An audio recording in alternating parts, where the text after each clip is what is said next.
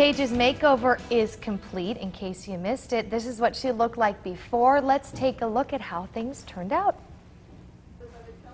What do you think of that? Huh? It's a good one. It's a good one. I like it. The freaking out. I really, really like it.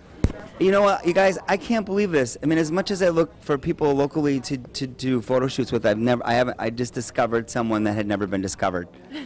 So I think I'll be your manager. Okay, sounds fine. You love it? I do. I really like it. Man, Yeah. it looked great curly, looked good straight. Yeah, I like it both ways. I'm excited that I can actually mix it up now and do a couple different things with my hair. And I think it's fantastic. I'm going to do a 360 so everybody can kind of see. So just start rotating. Okay. All right, so here, nice. Look at the color. Good color. Keep going. Chocolate and caramel. And this is nice. I like that. Yeah, wow. So I can't thank you enough. So if there was anything that you'd want to say to any of those individuals out there that you're going to refer, because remember, we have a referral contest the whole month of August. Jerry, you know what? Can you quickly scan over here just real quickly?